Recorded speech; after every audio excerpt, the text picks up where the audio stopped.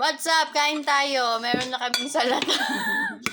Totoo naman, marami Pero kinain ko corned beef tsaka tinapay lang. Pero meron ako isang pakpak. Hindi ko alam kung paano kakainin ko. O magbanana tayo para kailangan ng healthy. Ang dami ng... Kailangan yan, protein. Yan. Kain tayo. Para kasi wala akong samu din kumain. Pero, syempre, kailangan padidin. Ang dami niyang trabaho dito para kayong lagari. Nakakapal.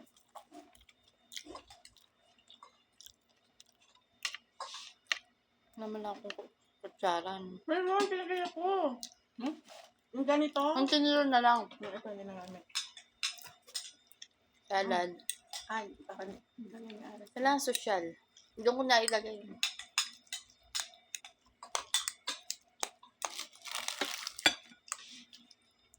Abayan ng pamangkin ko. Ate, pag kumain kayo, nandiyan yung kaldero. Kaharap nyo ng kaldero din yung lagi sa plato. Napansin niya. Napansin niya. Pero kita nila sa ano, pag pinapos, mga plate ako. Nakikita na pinsan ko yung mga kanan.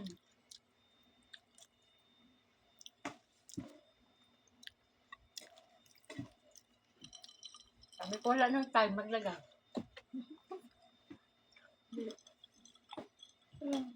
Pero pag may behel kami sa madalian lang ano ate. Wala nang sandok-sandok. Kasi syempre tatawagin ka kasi tiyahi.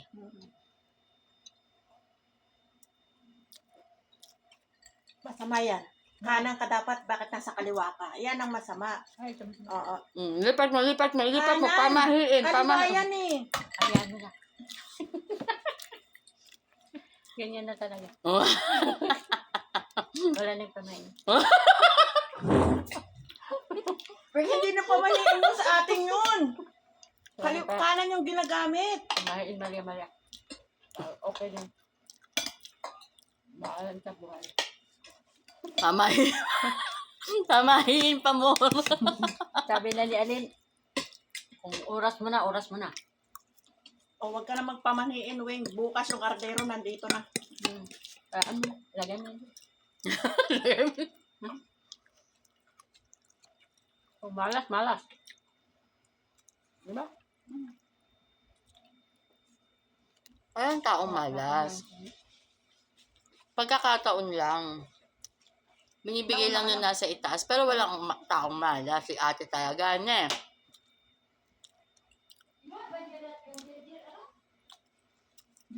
Walang jar-jar ate? Hindi. Ewan ko. Di ba may dinala ka dong tray? Minsan nagkakataon. Minsan ano. Pag sabihing malas. Hindi din maganda. Nagkakataon.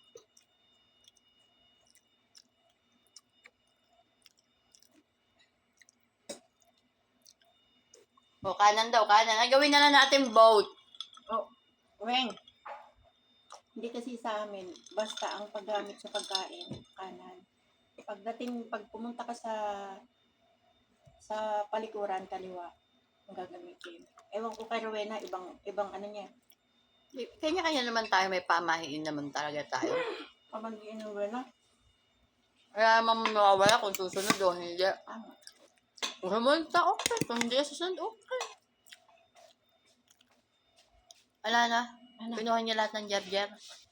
Sabi mo pa naman kumain ako at wala akong dugo. Wala nang dito. Lagay niya kay Mataya. Diba kikang ba kumain na? Dito na. Isa pa yun. Nakasasabay sa anak mo. Paliin natin pag may tao. Hindi siya ano. Nakita siya kanina at muntik akong sampalin. Galit si nanay. Hapon? Kanina. Nung kahapon din yung ginawa niya sa akin. Meron talagang linggo na ganyan siya. Meron naman linggo na okay siya. Meron naman linggo na sala-salamig nasa gitna. Meron naman tayo na magugulat at tatawa siya mag-isa. May manunood, magtatanong. Pero, Meron din time na hindi ka malakas na kilala. meron din yung asawa niya, nakita mo yung kahapon, nagulat din ako. Nasigawan kami dalawa. Siya pa yun. Kapag pag tumanda-tanda din yan, kaya dapat na mag-aalaga yan. Pag matanda, lalaki na talaga. Hindi ka kaya ng babae. Ako mag-aalaga yan, lagi yan may pasa. Bakit kung? Ganyan mo. Ang gagawin pag hindi siya so...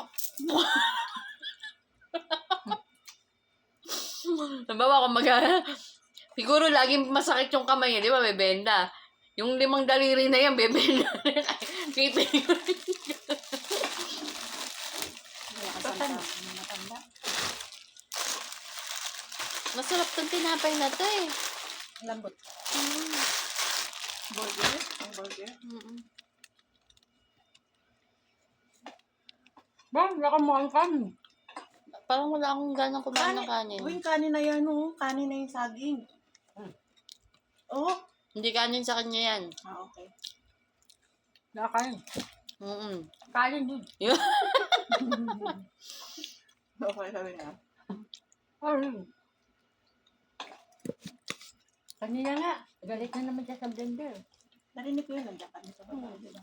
Ay, mabuti si Butan din nagpapaano sa kanya. Paliwanag. Nahanap na naman niya. Natuwa na lang ako sa kanya. Kasi nakiusap yung lalaki. Si tatay ba? Yung pinausap ko. Nung dumating ako ganyan nila. Pag nagtanong yung mga anak ko sa'yo, yung binigay ko sa'yo yung 50, sabihin mo, nanghiram ka sa akin, pambili ng manok. Hindi naman yata ikaw tinanong. Hindi. Hindi ba matatanong? Pero, Alam na ng mga tatay nila yan. pero binibriefing, Ay, mga na. pero binibriefing niya ako, yun ang sasabihin, tinuturo niya. Ang sagot ko naman sa kanya, bakit? Tinanong kita, di ba? Para saan yun? Bakit nagbigay ka? Bakit ako lang? Bakit sila hindi? Bibigyan naman kami ng Ramadan. Hindi Ramadan yun. Pero ibig sabihin, di ba? Ang tanong ko, bakit ako? Bakit ka, lahat ba kami binigyan mo? Hindi, sabi ko, hindi ka fair, di ba? Sila nga, halos yung trabaho nila, masubsob na sa umaga hanggang maggabi, nandiyan pa yan sa trabaho eh. Kaya sa kanya yan. Wala sa kanila. Sabi ko, Les, inta gid material, anak ka lang, hada eh, Les, mapi ka lang, Les. Hulo, bigib. Dapat nga ako bigyan nila eh. Oo, ikaw. Kasi day off mo ako nag-aalaga. Si nanay yung nag-umpisa. Dapat nung nag-umpisa pa lang, kumuha na siya ng reliever para hindi na siya nang istorbo sa inyo. Nahirapan ako. Halos walang pahinga talaga. Pagbaba ng alam, dire-diretso yung trabaho ko. Doon na lang nagtitipid sila, Ara. Yung bayad ng pang-reliever, binawasan pa nila.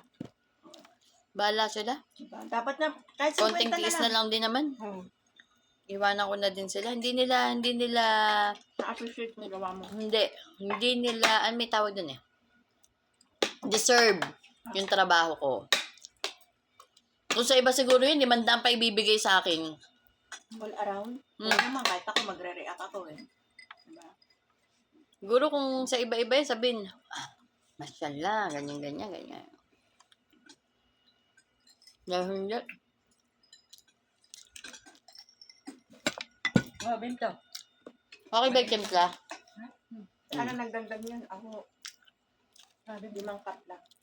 Ilang cup? Ilan pa dapat? Anong cup? Ilang cup ba dapat? Saan?